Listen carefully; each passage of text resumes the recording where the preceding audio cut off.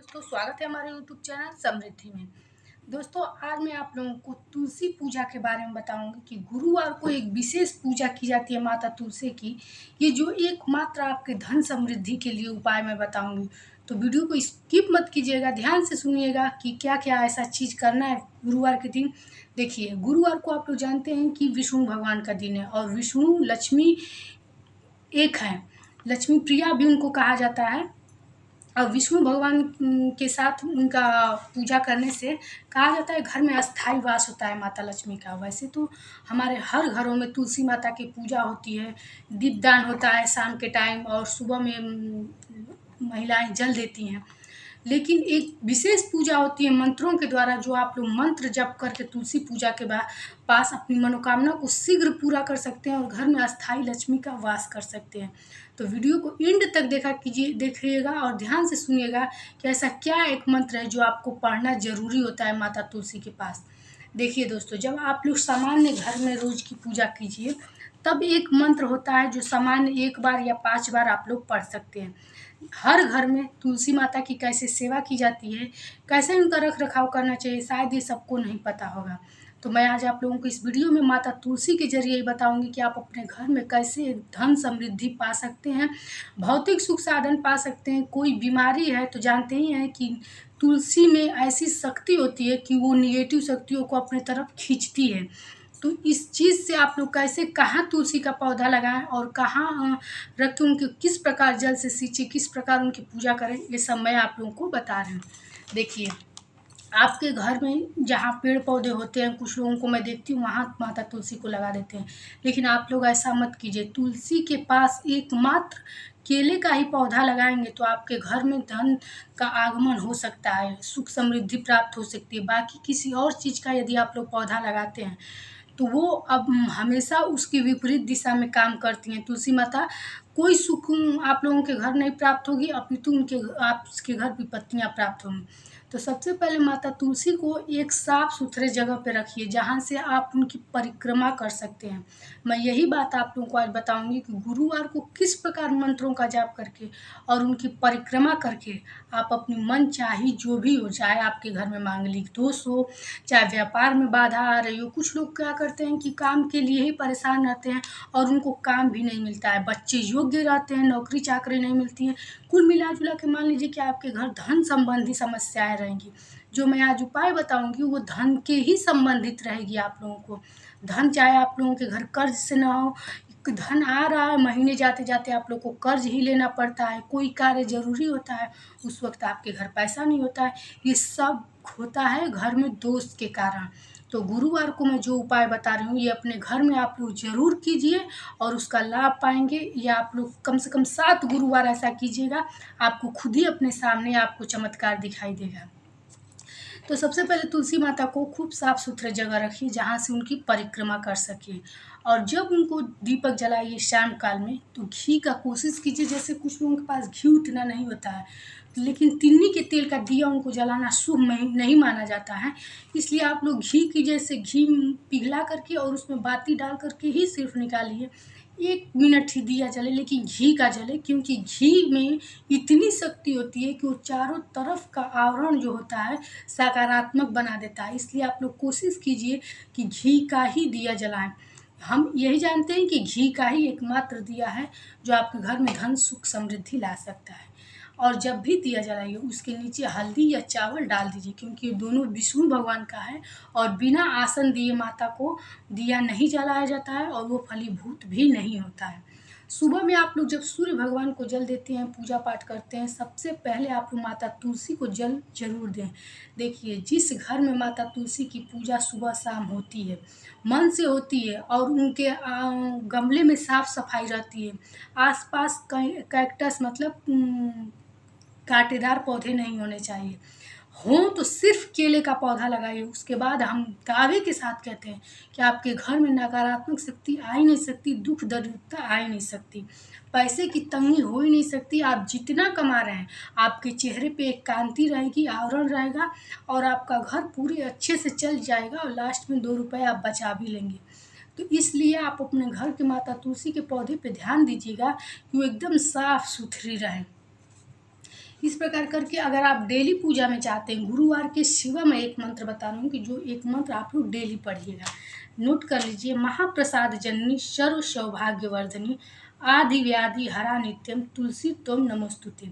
देखिए फिर एक बार पढ़ दे रही हूँ। महाप्रसाद जननी सर्व सौभाग्यवर्धनी आदि व्याधि हरा नित्यम तुलसी तोम नमोस्तुते। ये मंत्र आप लोग को डेली सुबह शाम जब आप लोग पूजा करती हैं तब पढ़ा कीजिए। अखंड सौभाग्यवती भव का तो आशीर्वाद मिलता ही है। आपके पति की तरक्की में कोई भी यदि बाधा आती है तो कट जाती है। इसलिए कहा जाता है ना, पिता करता है अच्छा कार्य तो संतान पर पड़ता है, लेकिन पत्नी करती है तो उसके पति पर पड़ता है। पत्नी से यदि कुछ गलती हो जाती है तो आप लोग एकमात्र जान लीजिए, शास्त्रों में हमारे लिखे हैं कि आपके पति को भुगतना पड़ेगा। क्योंकि मैं जहाँ तक जानती हूँ या आप लोग भी जानते होंगे, हमारे शास्त्रों में भी लिखा है कि जब इस लड़कियों की शादी हो जाती है उसके एकमात्र सुख का साधन उनका पति रह जाता है। उसको समाज में भी सम्मान अपने पति के द्वारा ही मिलता है। जबकि आजकल तो समाज बदल गया है, लड़कियां पढ़ी लिखी हो जा रही हैं, अपना सब बना रही हैं, लेकिन फिर भी शादी के बाद पति से ही सौभाग्य होता है। पति के न रहने पर आप लोग जानते होंगे कि कितना अपमान मिलता है समाज में, कितने सब रिवाज हैं ऐसे जिससे कि आदमी को अपमानित होना पड़ता है, कहीं शुभ कार्यों में नहीं जाना पड़ता है।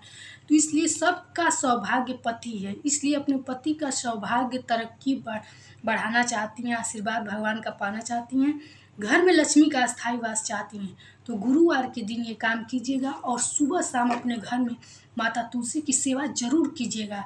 आप लोग जानते होंगे कि हमारे शास्त्रों में भी लिखा है कि आप लोग घर के मंदिर में न भी पूजा करें, जैसे आपके पुरुष कर दे रहे हैं, आपके पति कर दे रहे हैं, तब भी माता तुलसी की पूजा आप स्वयं किया कीजिए।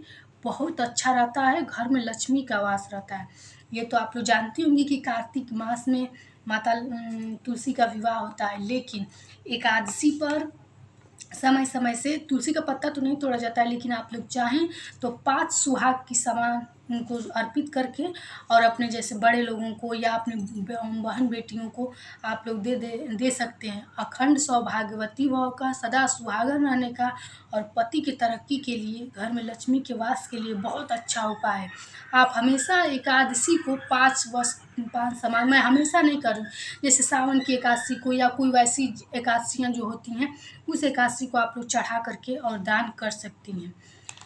इस तरह से पूजा पाठ आप लोग कीजिए। अब आप लोग को मैं बता दूं कि गुरुवार को आप लोग क्या करना है। देखिए इस सब समझाने का मेरा सिर्फ एक उद्देश्य रहता है कि आप लोग बातों को अच्छे से समझ लेंगी, उसके फ़ायदे जान लेंगी और न करने का नुकसान भी जान लेंगी, तो ताकि आप लोग को अच्छे से समझ में आ जाए, आपके दिमाग में बैठ जाए कि ये चीज़ करना आप लोग के लिए कितना ज़रूरी होता है।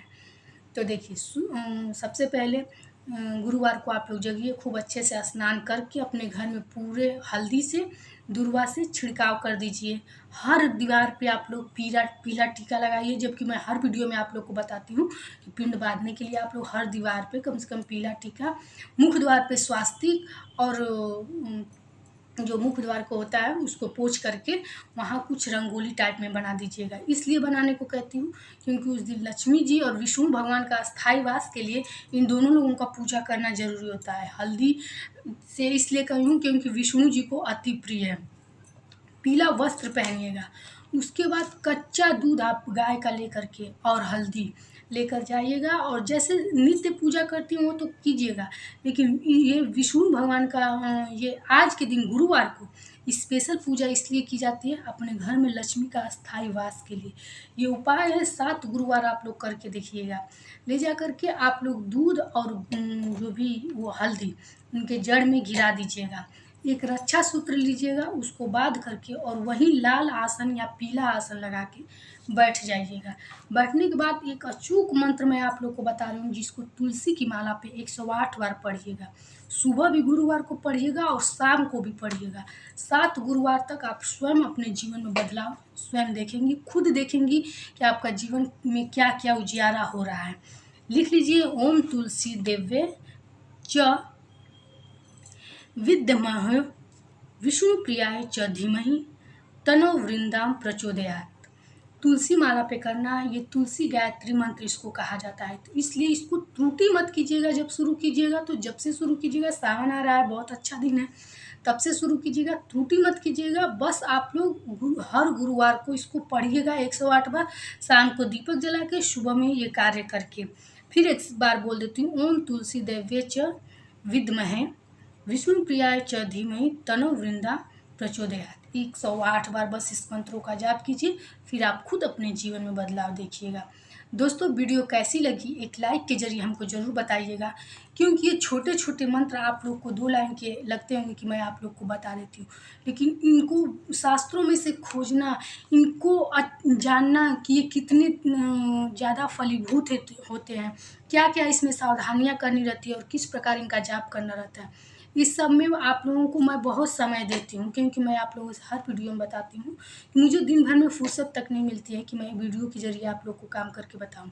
तो दोस्तों वीडियो कैसी लगी एक लाइक कीजिएगा, ऐसे ही आप लोग शुद्ध साफ जानकारी पाने के लिए चैनल को सब्सक्राइब कीजिएगा। फिर मिलेंगे नए वीडियो के साथ। जय श्री राम दोस्तों।